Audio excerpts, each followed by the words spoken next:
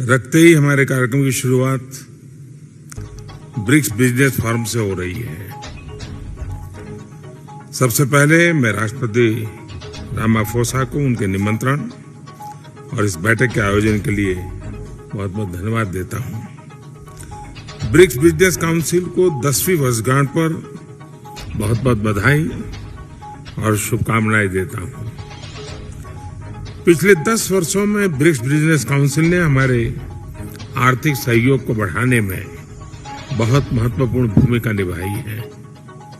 2009 में जब ब्रिक्स की पहली समिट आयोजित की गई थी, तब विश्व एक बड़े आर्थिक संकट से बाहर आ रहा था।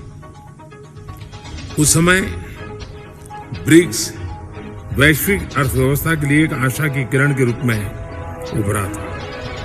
वर्तमान समय में भी कोविड महामारी, तनावों और विवादों के बीच विश्व आर्थिक चुनौतियों से जूझ रहा है। ऐसे समय में ब्रिक्स देशों के एक बार फिर महत्वपूर्ण भूमिका है।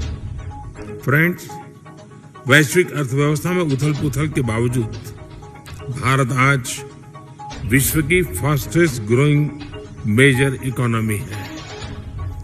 जल्द ही भारत $5 ट्रिलियन इकोनॉमी बन जाएगा। इस बात में कोई संदेह नहीं कि आने वाले वर्षों में भारत विश्व का ग्रोथ इंजन होगा।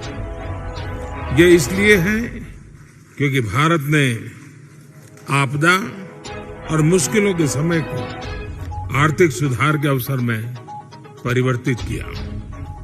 पिछले कुछ वर्षों में हमने मिशन मोड में जो रिफॉर्म्स किए हैं, उनसे भारत में ईज ऑफ डूइंग बिजनेस में लगातार बढ़ोतरी हुई है। हमने कंप्लायंस बर्डन को कम किया है, रेड टेप को हटाकर रेड कारपेट बिछा रहे हैं।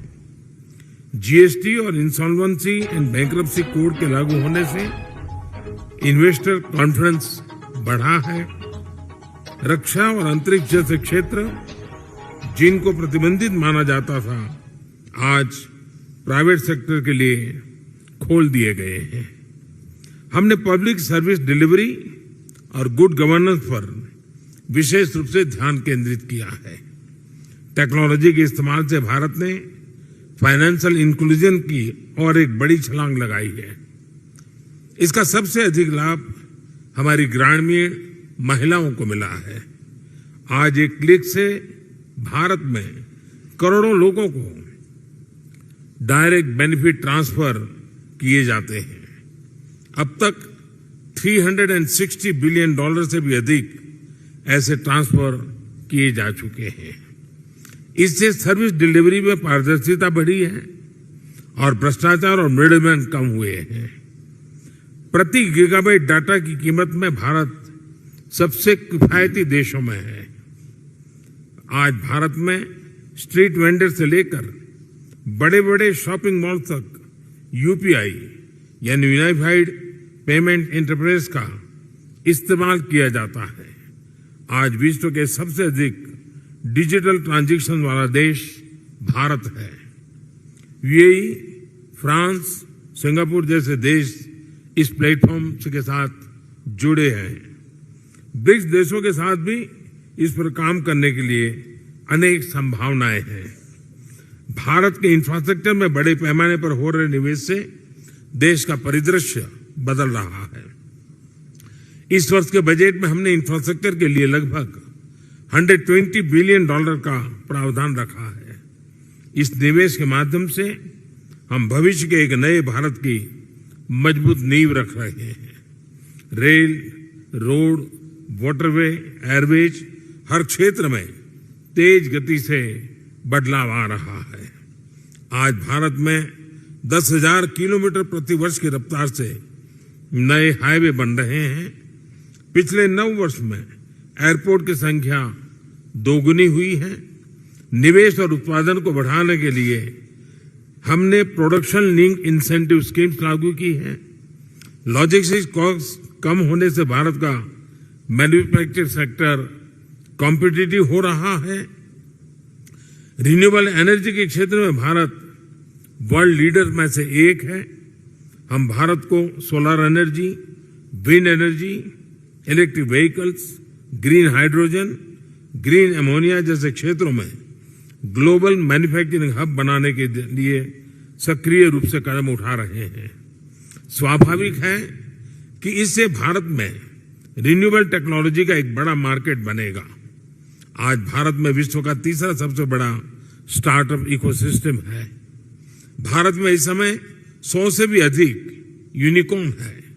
आईटी, टेलीकॉम, फिनटेक, एआई और सेमीकंडक्टर्स जैसे क्षेत्रों में हम make in India, make for the world के विजन को आगे बढ़ा रहे हैं। इन सभी प्रयासों का सामान्य जन के जीवन पर प्रत्यक्ष रूप से सकारात्मक प्रभाव पड़ा है। पिछले 9 वर्षों में लोगों की आय में लगभग 3 गुना वृद्धि हुई है। भारत के आर्थिक विकास में महिलाओं की सशक्त भागीदारी रही है। आईटी से लेकर स्पेस तक, बैंकिंग से लेकर हेल्थ केयर तक महिलाएं पुरुषों के साथ कंधे से कंधा मिलाकर देश की प्रगति में योगदान दे रही है। भारत के लोगों ने 2047 तक एक विकसित राष्ट्र बनाने का संकल्प लिया है। फ्रेंड्स, मैं आप सभी को भारत की विकास यात्रा में शामिल होने के लिए आमंत्रित करता हूं। कोविड महामारी ने हमें रेजिलिएंट और इंक्लूसिव सप्लाई चेन्स के महत्व को सिखाया है। इसके लिए आपसी विश्वास और पारदर्शिता बहुत ही महत्वपूर्ण है। हम एक दूसरे की ताकतों को जोड़कर पूरे विश्व, खासतौर पर ग्लोबल साउथ के कल्याण में महत्वपूर्ण योगदान दे सकते हैं। एक्सेलेंसी, मैं एक बार फिर ब्रिक्स बिजनेस जगत के लीडर्स को उनके योगदान के लिए बधाई देता हूं। इस मीटिंग के शानदार आयोजन के लिए मैं मेरे मित्र राष्ट्रपति रामाफोसा का भी आभार व्यक्त करता हूं। बहुत बहुत धन्यवाद।